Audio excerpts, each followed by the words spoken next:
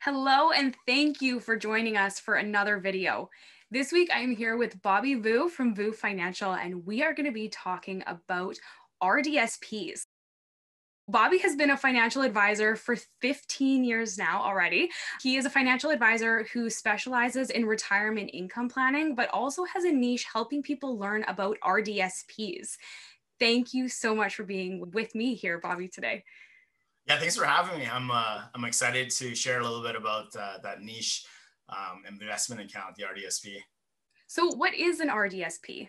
Back in 2008, the federal government decided that they wanted to support people with disabilities. So it's been around for just over 12 years. So late in 2008, right before the tax-free savings account became born. So the idea is that it's an account that offers what they call grants and bonds. So these are contributions from the federal government for people with disabilities, and more specifically, someone who qualifies for the disability tax credit. So that's the first step, is making sure that you qualify for the disability tax credit. I know that in this discussion here, it's probably outside of that, but you need to get approved from the CRA. The form's called a T2201. And then once you're approved for that, then definitely look at the RDSP. They've done a lot better job now in letting people know that this is available.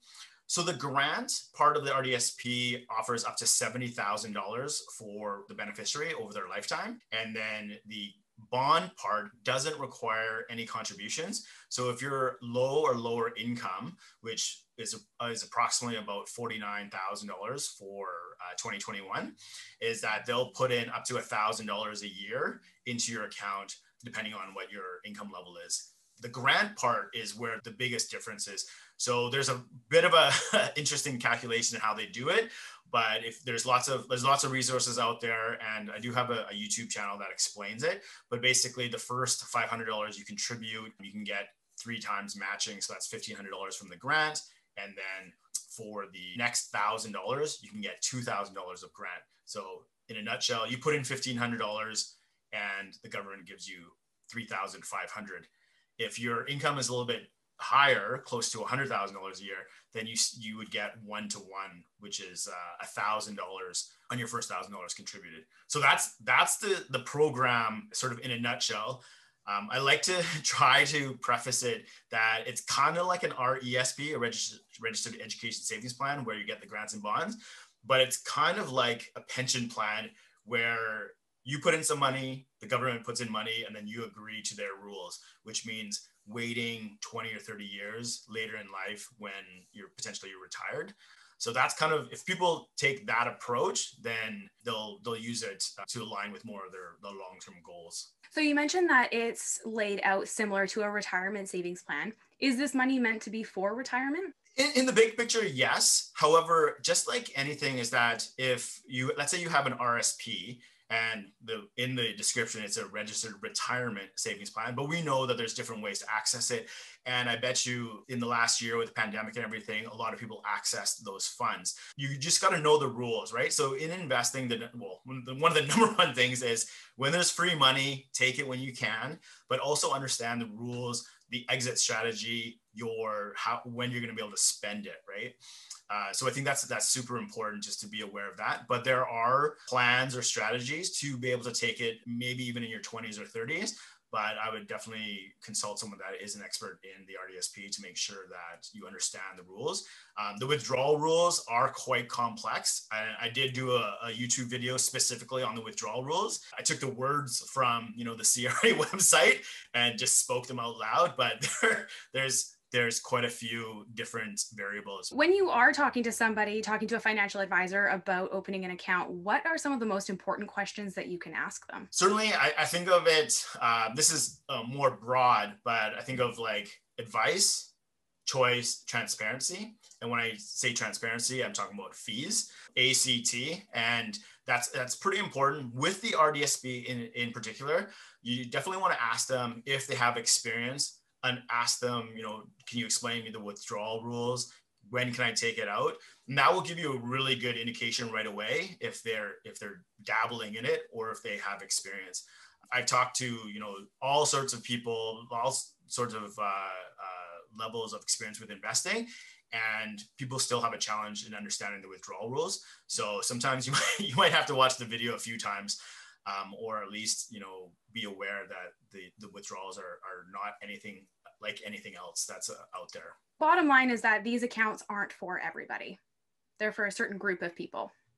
Yeah, the good part and the sad part is that there is so much money available that the government has set aside, but just not enough people know about it. So in my experience, unfortunately, the big financial institutions, some of them you have to call a 1-800 number. You have to call telephone banking. They don't offer the services in branch. Look at mutual funds, look at other options. Now there's robo-advisors, now there's ETFs or exchange traded funds. And there are a couple of self-directed RDSP providers in Canada. And if you are someone that can do it kind of on your own, but you want to engage with an advisor, then we offer those services. So my belief in advice or financial services is that the advice should totally be separate from the product. And that, especially if the product is commission-based, there's always going to be an inherent conflict of interest. So the way that I set it up is that instead of waiting for the balance to grow and make commission or compensation in the long run, I charge an upfront fee for the setup, for the advice, and then over a 2-year period, it's a small percentage, 1% is based on the assets. Because sometimes people are just starting out, they may only have a couple $1,000s invested. So I find that that's a fair balance. At the end of 2 years, if they want to do it on their own, or it's more maintenance, then that's totally fine. I've helped them. I've positioned them so that they get the most amount of money from the grants and bonds, and they probably don't need me every single year. So that's totally fine. If they want to continue working with me, then we continue with that 1%, or we come up with a new arrangement. So it's not necessarily tied directly to the balance of the assets. I did want to touch on one thing that I'm getting asked quite a lot these days is what happens if I lose the disability tax credit? Do I have to close the RDSP? So in a nutshell, I did a video answering the question is that you do not have to close your RDSP based solely on losing the disability tax credit. So hopefully for families with children that this inspires them to take a closer look. There's a few articles you can Google search them or just go to my YouTube channel or my webpage. Yeah, I'm not difficult to find, and certainly I want to help as many people as possible. Unfortunately, there's so much misinformation out there, and yeah, I'm just trying to remove as much resistance and put out good, factual, correct information, and let's get this money into the hands of the people that need it the most. Absolutely. I couldn't agree more. And you actually have a special offer for our listeners, don't you? Yeah, so I think that Iron and Pearl, Brittany and Alex and Jen, you guys do such an amazing job. And so for your audience, I really want to make sure that they get additional value and not just education. So I do normally charge $400 plus GST upfront for the setup fee. But for anybody that mentions Iron and Pearl or any of your guys' names, I'm happy to discount that to $200. So basically a 50% off. And then the 1% would still apply. But I really want people to reach out. And if you can't afford the setup fee, let's have a discussion. You might learn something just from meeting with me, and we can figure something out. So I think that's the biggest thing is let's get rid of all the resistance. The government is waiting to hand over all this money. So let's try to make it as easy as possible. And again, at the end of the day, if you want to go to your local financial institution, your credit union, do it yourself, that's totally great. But if you want to go through me, then let's talk about it. Fantastic.